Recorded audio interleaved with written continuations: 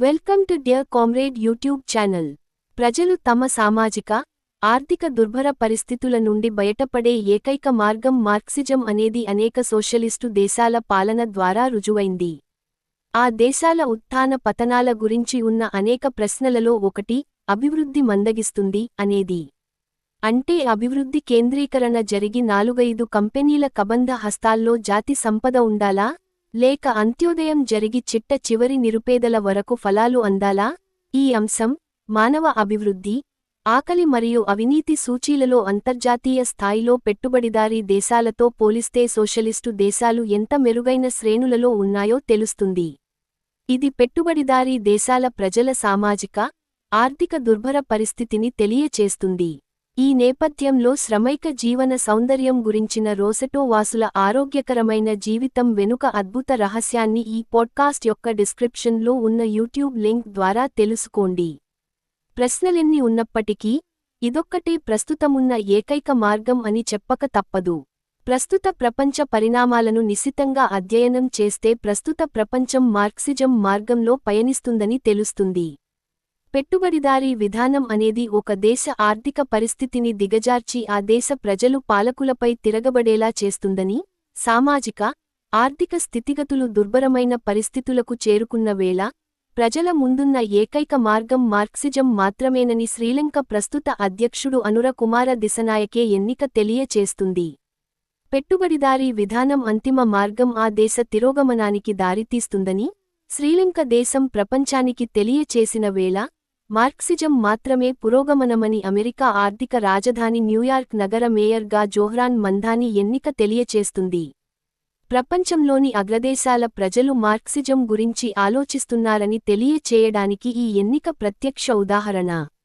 Socialism యొక్క ఫలాలు అనుభవించిన ప్రజలు తమ పాలకులు ఆ మార్గాన్ని వీడి ప్రజావ్యతిరేక విధానాలు అవలంబిస్తే అవి వారిని అధికారం నుంచి దించుతాయని ఇటీవలి నేపాల్ రాజకీయ సంక్షోభం మరియు ఆ దేశ మాజీ ప్రధాని కెపి శర్మ ఓలి ఉద్వాసన తెలియచేస్తున్నాయి. మార్క్సిజం అర్థం కావటానికి కాస్త సమయం తీసుకున్నా, 1-2 సార్లు మీ ఖాళీ సమయంలో మరీ ముఖ్యంగా ప్రయాణ సమయంలో వినవలసిందిగా మనవి. ఈ రోజు మనం తెలుసుకోదగిన అంశం, మార్క్సిజం అంటే ఏమిటి? అధ్యాయం 15 సాంఘికాభివృద్ధి నియమాలు. 2వ భాగం. కనుక మనం ఒక విషయాన్ని చెప్పవచ్చు. ఎక్కువ భాగం భావాలు, ప్రత్యేకించి సామాజిక నిర్మాణంతో ముడివడి ఉన్నవన్నీ వర్గ భావాలే. సమాజంలో ఆధిక్యత కలిగిన వర్గం తన భావాలను మిగిలిని సమాజంపై రుద్దుతుంది. ప్రసార సాధనాలపై తనకున్న యాజమాన్యం ద్వారా, విద్యపై ఉన్న అదుపు ద్వారా, అదే విధంగా కోర్టులు, ఉద్యోగాల నుండి తొలగింపులు తదితరమైన వాటిని ఉపయోగించి విరుద్ధభావాలను కలిగినవారిని శిక్షించడం ద్వారా అది ఈ పని చేస్తుంది. అయితే దీని అర్థం, ఇక్కడొక భావం ఉంది, బహుశా అది నిజం కాకపోవచ్చు. కాని దానిని ప్రజలు విశ్వసించేలా మనం ఒత్తిడి తేవాలి, కనీసం బహిరంగంగా తెగనాడకుండా చూడాలి అని ఆధిపత్యవర్గం భావిస్తుందని కాదు. అసలు ఆధిపత్యవర్గం ఇలాంటి భావాలను సృష్టించదు. వాస్తవ జీవితం నుండే ఇలాంటి భావాలు పుట్టుకొస్తాయి. ప్రజలందరిలోకి ప్రభువు గొప్పవాడన్న భావానికి ఫ్యూడల్ ప్రభువుకు లేదా అతనితో సమానుడైన డబ్బున్న పారిశ్రామికవేత్తకున్న నిజమైన అధికారమే భౌతిక ప్రాతిపదికగా ఉంటుంది. ఒకసారిగా ఒక భావం పుట్టి, పాదుకొన్నదా ప్రతి ఒక్కరూ దానిని ఆమోదించేలా చూడటం పెత్తందారీ వర్గానికి అవసరంగా మారుతుంది. ఒకవేళ ప్రజలు దానిని ఆమోదించకపోతే దాని అర్థమేమిటంటే వారు దానికి అనుగుణంగా ఉండటం లేదనే. ఇందుకొక ఉదాహరణ ఏమంటే రాజు దైవాంశ సంభూతుడన్న భావనను వారు ప్రశ్నించవచ్చు. బహుశా అతని తలను కూడా నరకవచ్చు. కనుక ఏ కాలంలోనైనా, ఏ దేశంలోనైనా, జపాన్లోనే కాదు, ప్రమాదకరమైన భావాలు వ్యాపించకుండా ఆధిపత్య వర్గం ప్రయత్నిస్తుంది. ఇక్కడొక ప్రశ్న వేయవచ్చు. భావాలు ద్వితీయ స్థానంలో ఉండి, ఉత్పత్తి రూపంలో వచ్చే భౌతిక మార్పులే ఎల్లప్పుడూ ప్రాథమిక వాస్తవంగా ఉంటే, ప్రమాదకరమైన భావాలు ఏ విధంగా తలెత్తుతాయి? వాస్తవంగా ఉనికిలోకి రాని నూతన తరహా ఉత్పత్తి రూపం గురించి ప్రజలు ఎలా ఆలోచించగలరు? దీనికి ఇచ్చే సమాధానమేమిటంటే దాని ఉనికికి అవసరమైన పరిస్థితులు ఏర్పడకముందే దానిని గురించి ఆలోచించలేరు. అయితే పాత పరిస్థితులకు, నూతన ఉత్పత్తి శక్తులకు మధ్య నెలకొనే ఘర్షణ ఫలితంగా ఎప్పుడైతే ఇలాంటి పరిస్థితులు ఆవిర్భవిస్తాయో అప్పుడు ఆలోచించేలా వారు తయారవుతారు. ఇందుకొక ఉదాహరణ చూడవచ్చు. వేతన శ్రమ ద్వారా వాస్తవ ఉత్పత్తులు పెరిగి, లాభాల కోసం ఆ ఉత్పత్తులను అమ్మవలసిన ఆవశ్యకత ఏర్పడినప్పుడు వర్తకంపై ఉన్న ఫ్యూడల్ ఆంక్షలకు వ్యతిరేకంగా తొలినాటి పెట్టుబడిదారుడు గట్టిగా నిలిచాడు. దీనితో ఆంక్షల నుండి విముక్తి, నిలకడైన పన్నుల విధానం వంటి భావాలు పుట్టుకువచ్చాయి. అప్పటికింకా అది పెట్టుబడిదారీ సమాజం కాదు. కాని పెట్టుబడిదారీ సమాజానికి కావలసిన పరిస్థితులు నెలకొన్నాయి. వీటినుంచే పెట్టుబడిదారీ భావజాలం పుట్టుకువచ్చింది. సోషలిస్టు భావాలకు కూడా ఈ సూత్రమే వర్తిస్తుంది. సోషలిస్టు సమాజాన్ని అవసరమైన పరిస్థితులు నెలకొన్నప్పుడు మాత్రమే ఊహాత్మక సోషలిస్టు భావాలకు వ్యతిరేకంగా శాస్త్రీయ సోషలిస్టు భావాలు ఉద్భవిస్తాయి. ఎప్పుడైతే పెద్ద ఎత్తున ఉత్పత్తి విస్తరిస్తుందో, ఎప్పుడైతే అధికోత్పత్తి కారణంగా పదేపదే సంభవించే సంక్షోభాల ద్వారా సామాజిక పురోగమనాన్ని పెట్టుబడిదారీ విధానం పట్టి ఆపుతున్నదని స్పష్టమవుతుందో అప్పుడు సోషలిస్టు సమాజానికి కావలసిన పరిస్థితులు ఏర్పడతాయి. భౌతిక పరిస్థితుల నుంచి మాత్రమే భావాలు ఉద్భవించినప్పటికీ, ఎప్పుడైతే అవి ఉనికిలోకి వచ్చాయో అప్పుడు అవి మానవుని కార్యాచరణ మీద ఆ రకంగా ఘటనల మీద ప్రభావాన్ని చూపుతాయి. పాత తరహా ఉత్పత్తి విధానంపై ఆధారపడిన భావాలు సనాతనమైనవి, మానవుల కార్యాచరణను వెనుకపట్టు పట్టించేవి. కనుకనే ఈ భావాలను బోధించడానికి ప్రతిదశలోనూ ఆధిపత్యవర్గం శాయశక్తులా ప్రయత్నిస్తుంది. కాగా ఉత్పత్తి రంగంలోని నూతన పరిస్థితులపై ఆధారపడిన భావాలు ప్రగతిశీలమైనవి.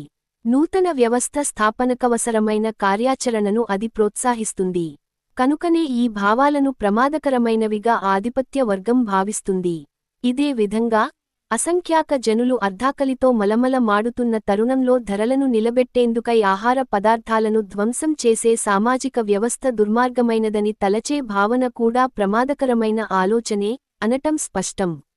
ఎందుకంటే ఇలాంటి భావన ఉత్పత్తిని లాభం కోసం కాక వినియోగానికని చెప్పే వ్యవస్థకు సంబంధించినది.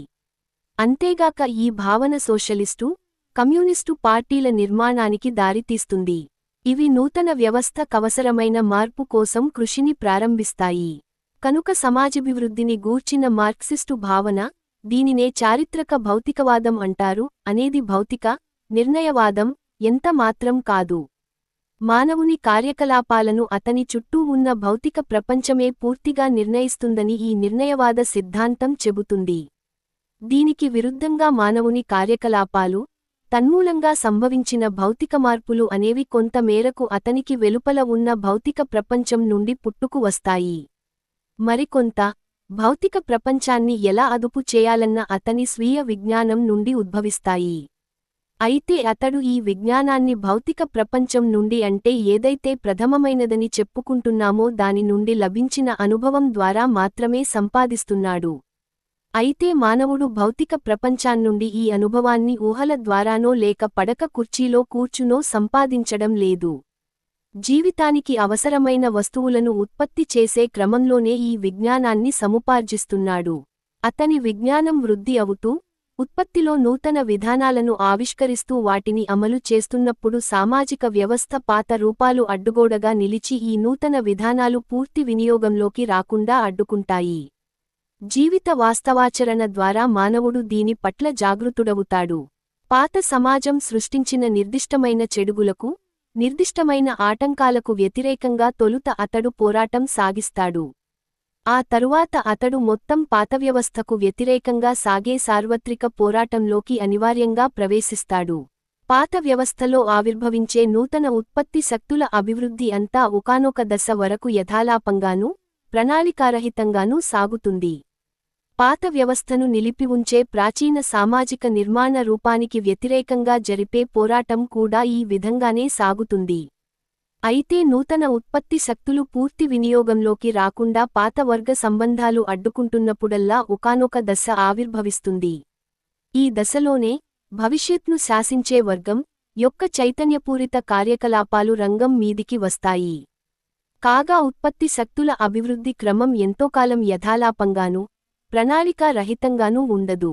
వివేకవంతమూ, యుక్తియుక్తమూ అయిన మార్గంలో తదుపరి దశలో ప్రవేశించేటందుకుగాను చైతన్యపూరితమూ, ప్రణాళికాబద్ధమూ అయిన ఉత్పత్తి ఉండే సమాజస్థాపనకు అవసరమైన అనుభవాన్ని, సామాజిక మార్పులకు దోహదపడే సూత్రాలకు సంబంధించి అవసరమైన విజ్ఞానాన్ని మానవుడు సంపాదిస్తాడు. దీని గురించి ఎంగెల్స్ ఈ విధంగా చెబుతాడు. ఇప్పటి వరకు చరిత్రలో ఆధిపత్యం వహిస్తున్న భౌతిక, బాహ్య శక్తులు ఇకముందు మానవుల అధీనంలోకి వస్తాయి. కేవలం ఈ కారణం రీత్యానే మానవులు సంపూర్ణ చైతన్యంతో తమ చరిత్రను తామే నిర్మించుకుంటారు. వీక్షకులకు మరింత ఉపయోగమైన సమాచారం అందించుట కొరకై తగిన సలహాలు, సూచనలతో పాటు సద్విమర్శలను క్రింద కామెంట్ విభాగంలో తెలియచేయండి. లాల్ సలాం.